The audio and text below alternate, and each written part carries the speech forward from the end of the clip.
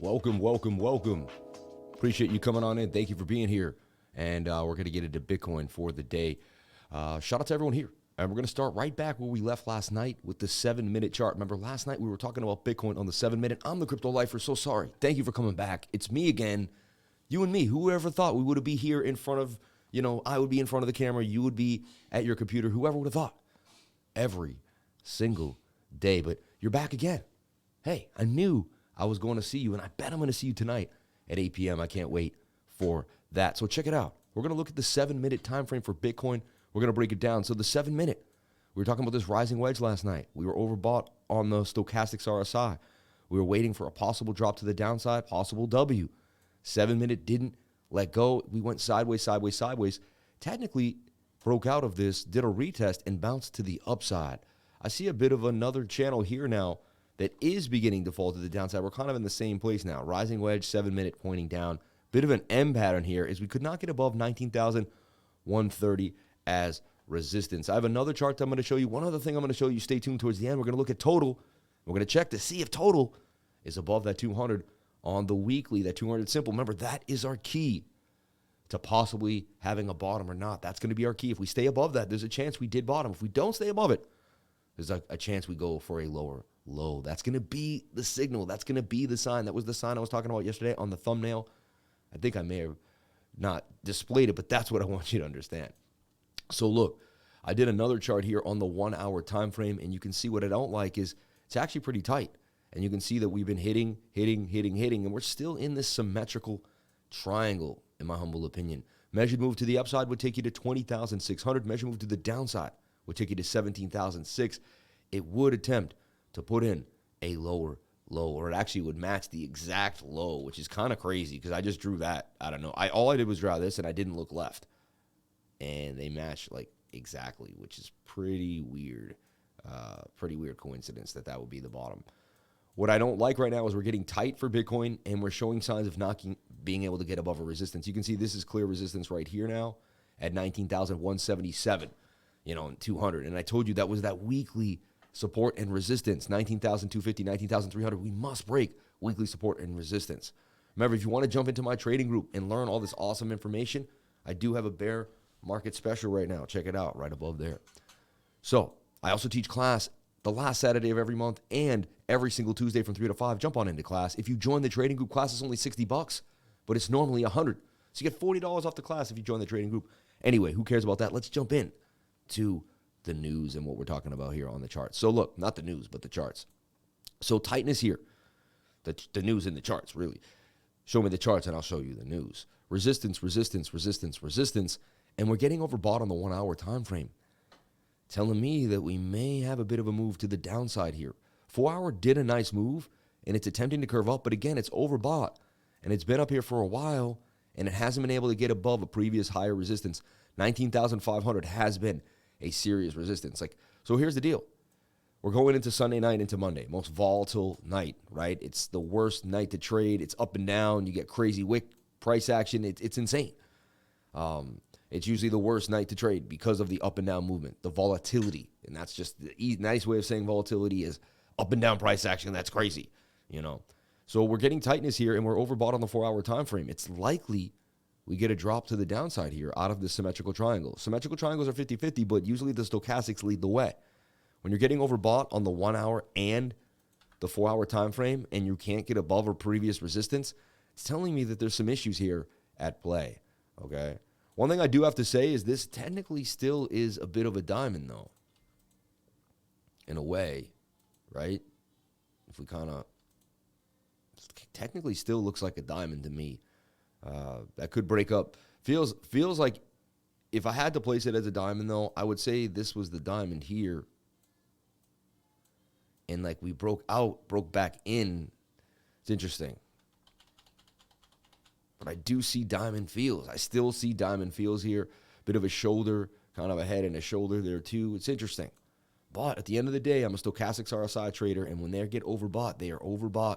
It is what it is. So we need a short squeeze to the upside. That's what's really going to save the day. We take a look at Bookmap and look at the liquidity. We do see some more liquidity up here at 19,004 and 19,005. There's more red up here than down here.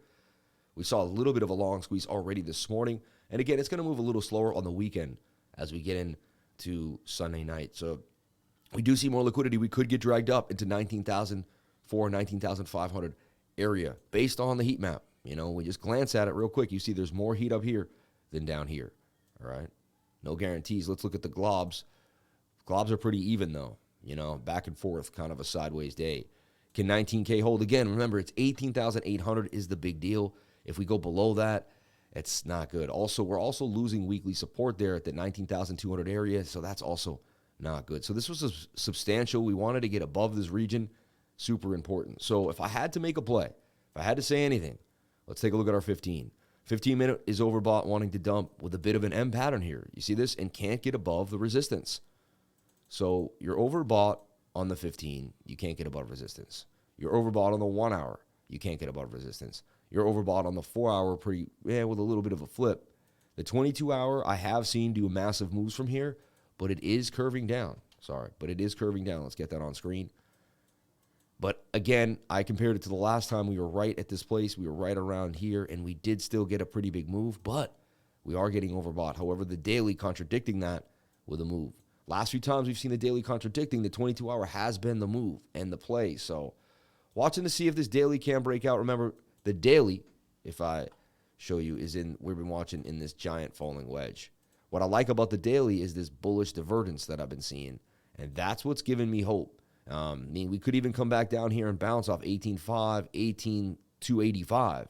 We could even come down to the bottom of this falling wedge one last time and bounce off 17,400. And this falling wedge could still break to the upside. So I just want to give you the bigger picture, even though I got the smaller section here. So we're watching this. I have to say, based on my system, I have to say a short is most likely in order. I don't like saying that because I love Bitcoin, but I like making money, so I trade either way. Short looks like it's in order, dropping to the downside. This is a rising wedge likely to fall to the downside. 7-minute is already trying to become a little bit of a dumpster here. 15 minutes not looking good. The 1 hour is not looking good. So let's wait it out. But right now I am seeing a bit of a move to the downside for Bitcoin, and that's something that you might want to pay attention to. If we lose 18,800, we're likely to go to 18,623. We lose that, we're likely to go to 18,250.